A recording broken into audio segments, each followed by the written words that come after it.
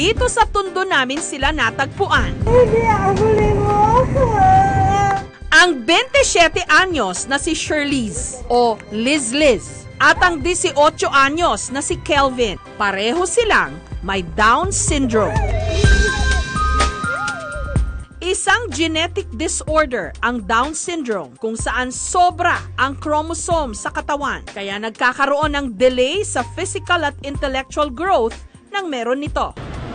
Kamay sa tutuban, kaya dedet yan. Sa mall na ito, madalas daw namamasyal sina Kelvin at Liz. Ang kanilang favorite bonding, pagsasayap. Ang mga may-ari ng stall natutuwa raw sa kanila. Malimit nga raw silang abutan ng pera na ipinambibili nila ng token para makapag-arcade. Halos araw-araw nandito sila. Kasi pag may nagsasayaw po kasi dyan sa Dance Central, nakikinood po sila. So pagkatapos nung mga sumasayaw, sila na may susunod. Natuwa ako kasi habang sumasayaw sila nun, parang feel ko na mahal nila yung isa't isa. Na-amaze talaga ako nun eh. Naingit ako. Tapos ayun, sabi sa akin nung kasama ko na videoan ko sila kasi baka dahil yung forever nila. July 30, 1988, ipinanganak si Shirley's o Liz. Bunso sa 3 magkakapatid. 3 linggo matapos ipanganak, saka lang siya na-diagnose na may Down syndrome. Umiyak ako. Kung mo siyempre, yan ang binigay sa'yo ng Diyos, tatanggapin mo, mamahalin mo, aarugain mo. Dahil batid ni Helen na espesyal ang pangangailangan ng kanyang anak, ibinuhos nilang mag-asawa ang kanilang oras at pagmamahal sa kanya. It's very normal. Normal siya. Iharap mo siya kahit presidente, kaya niyang harapin. Kasi smart. Kaya lang, delayed din siya. Meron na doon pa rin na nadidetect pa rin yung kanyang Down syndrome. Daddy's girl daw si Liz. Pero nung pumanaw ang kanyang ama, noon lamang 2014, si Liz, panay na raw ang paglabas-labas. Gusto mo ako?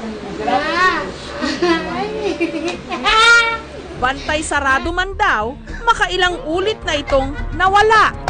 3 buwan ko na hinahanap, hindi ko makita. Sabi ko, pag hindi ko nakita si Liz, tatalon na rin ako sa bundok. Ready ako magpakamatay. Luckily, may tumawag sa amin sa Maynila na isang bagong reporter. Pumunta kami dun sa Quezon City. Meron daw doon isang maraming nakakulong doon na halo-halo. Baka doon napadpad si Liz. Matataya ka ba niya, Kevin? Sorry, Cupcake!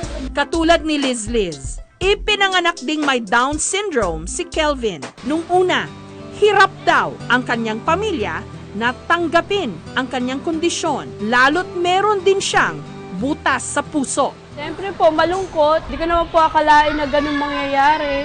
Pero nung lumalaki po siya, nakasanayan ko na rin po na ganyan siya. Kasi wala naman po kami magagawa. Talagang ganun ang binigay sa amin na Down syndrome siya.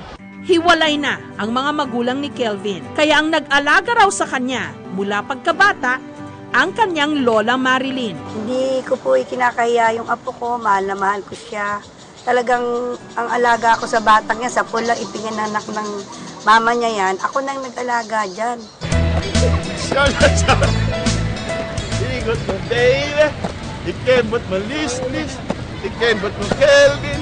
Maaasahan daw si Kelvin sa ibang mga bagay. Malimit nga raw siyang katuwang ng kanyang ama sa pagtitinda ng mga RTW o ready-to-wear clothes sa Divisoria, kung saan sinasamahan pa siya ni Liz. Hindi po kayo, sir! Pagka nandito yan, maswerte yan.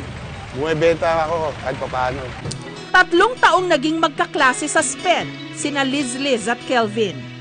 Lagi raw silang seatmates. Kaya naman unti-unti raw silang nagkagaanan ng loob. Kikilig ako kasi gwapo. Kaya ako nakikilig ako. Oh my God! Gusto ko na siya eh. Gusto ko maligaw sa babae. Sobrang sexy, sobrang ganda. Ang roses, siya ang mga chocolate. So, mahal ko siya. Kasi mahal ako. Kaya na-love sa akin. Sabi na Kevin, pwede ba mag-boyfriend? Sumagot ako, yes. Para tumitibong yung dito po. Dahil? Umibig po ako sa kanya. Umiyak ako. Naseselos ako minsan. Kung tatabi sila ni Ayun, ayun ang klase ko. Sabi niya, asa si Kelvin? Andun po sa bahay kasi gusto ko siya. Ay nako, tumigil ka. Ako yung jowa ni Kelvin. Sorry Nakita ako ni Kelvin. Pero Shirley, huwag ka umiyak. Alam mo na yan. Huwag ka matampo, huwag ka magselos. Selos po ako. Pero ngayon, Ngayon, batay na kami.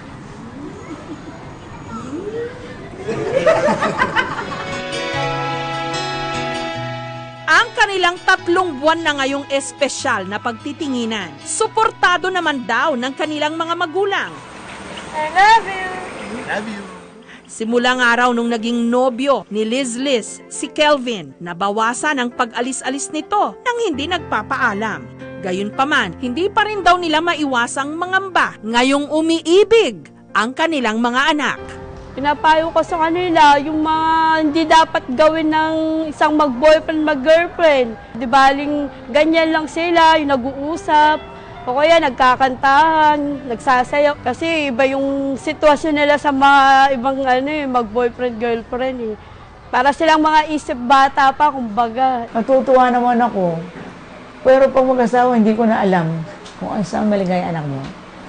Supportahan natin. Ayon kay Doktora Sally Magpantay, isang clinical psychologist, katulad nating lahat, nagmamahalan din sina Liz at Kelvin sa kabila ng kanilang kondisyon. Katunayan, likas daw na malambing ang mga katulad nila. There has to be proper guidance, no? Lalo na sa mga magulang, sa support system, kasi seryosong relationship yung papasukan. Para naman magabayan at mapaalalahanan ang ina at lola ni na Liz at Kelvin, sumailalim sila sa isang counseling. Gano'n na kayo katagal na mag-boyfriend and girlfriend?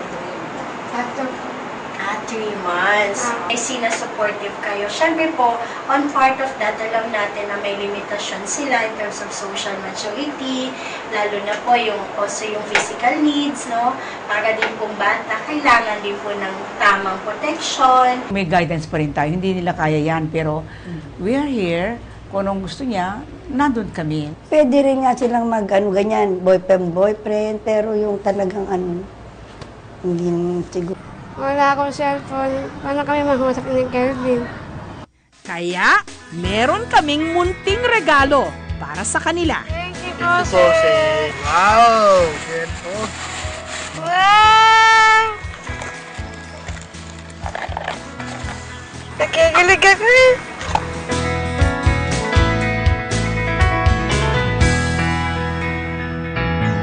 Text mo ako. Masaya po ako. Thank you for watching, mga kapuso. Kung nagustuhan niyo po ang videong ito, subscribe na sa GMA Public Affairs YouTube channel. And don't forget to hit the bell button for our latest updates.